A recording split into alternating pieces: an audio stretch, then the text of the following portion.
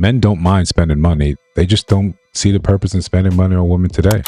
So it has come to my attention that the fellas are now starting something where they're saying they're going to be financially celibate, meaning that they're not going to be spending any money on a woman until marriage. Okay, this is my thing. What woman in her right mind can you actually date and not spend no money on her until y'all get married? It's like y'all are saying, y'all are upset with women who are becoming celibate and saying, well, since y'all saying that y'all want to wait until marriage, we just ain't gonna spend no money until marriage.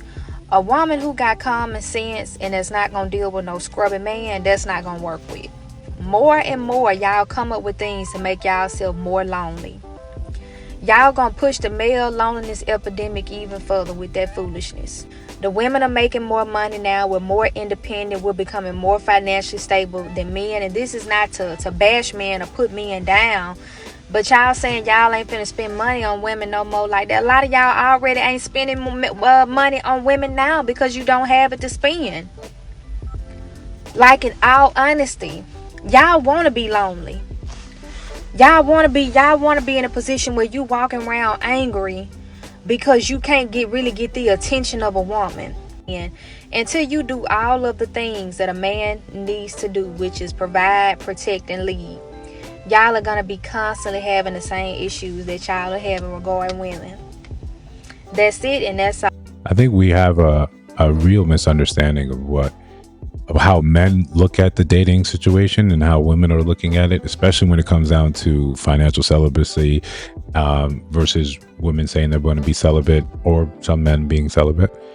But the lonely thing, where I think women are very far off from how men consider things. But before we get into that, like, comment, subscribe, hit that notification bell so you don't miss no uploads. Share the video, hype the video, subscribe. So listen, this is very simple. I think, like most things, like the drizzle, it started off as kind of a gag, like men trolling women and their ridiculous sort of things they're saying. When men said that or brought that into the forefront, you see how quickly it died out. But you know, sprinkle still relevant to how women move. Men use that just to simply highlight how ridiculous it is, highlight the hyperbole. This is usually how males respond to a lot of the things that women are saying. It doesn't seem ridiculous until you hear it flip back and reverse, like Missy Elliott. That's when you see, like, oh, wow, that sounds stupid. When you are telling men that you're going to be celibate, yet you expect the full-on dating thing, pressure, the full court press in modern dating today, in modernity, men are just saying, okay, that sounds ridiculous. And we're not going to tell you, right? Again, on this channel, we especially don't tell women how they should live, what they should want, their standards. That's all up to you. But understanding that there are supposed to be specific pockets, specific spaces, subset of groups that all believe in that. You want to go to a group that part of the group identity is already celibacy, some part of a church. Okay, we are coming in here. People of this group all believe in this like-minded way of thinking. Therefore, I should select my mate, husband or wife, from said group. Otherwise, when you try to take your values, your opinions, your thoughts on how you would like the rest of dating to be, you find yourself up against the majority. And the majority said, nah, I'm not going to pursue this. So now you're out here in the wrong dating pool, getting more further and further upset. The financial celibacy was like a tongue-in-cheek way of looking back and saying, well, what am I sitting here paying for everything in terms of these dating, and I'm not getting any sort of real quality? If you want me to open up my wallet, especially when you want more and increasingly heavier burden on the man, now the men are just saying, okay, where's it going to be worth it? I'm only going to do that once I get this. It's the same concept with women saying, I'm not doing all this because I don't have a ring. Those are girlfriend duties or wife duties, and I'm on the girlfriend package. Okay, men are just now saying, all right, these are things that I'm going to do as a boyfriend, as someone you're dating, or sneaky link. This is the box. This is the package you have. You can't expect husband duties on this package.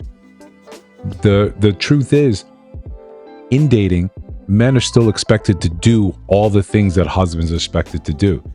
There's never any other time where it's just like, okay, once we have this, now here's the new package, here's the update, here's the premium package you've just unlocked. Dating was never supposed to be that way. It was supposed to be just about, okay, you know, this is what you're gonna get with being with me up front. No, oh, there's a key and hey, let me unlock this thing. No, that doesn't make any sense to us as men. So when you want to withhold things from us in dating and say you need to do this in order to get that, yeah, I think most men are just going to say I'm out. Right? I'm out, or I'm just not going to take you seriously. Now again, you can have all the things you want. You can set all the boundaries you want, but the men can do the same thing. If he's saying, and I think this is probably more in line with reality, I'm not spending all this money on someone that I don't see the value in, or someone that I haven't really, you're not taking me seriously. We don't have this sort of real relationship. I just met you and you're requiring me to spend a bag on you? No, I'm financially celibate, right?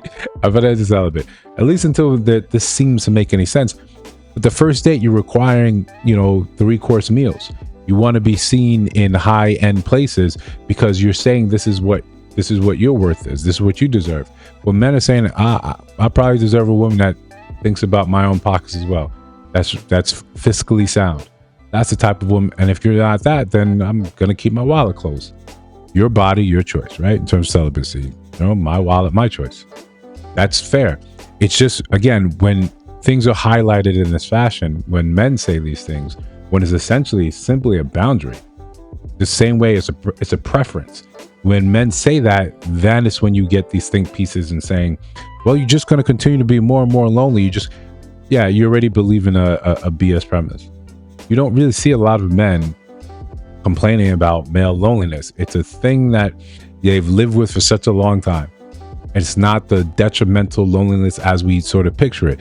This is not to say that this loneliness does not exist, that this thing does not happen, but it's certainly not an epidemic.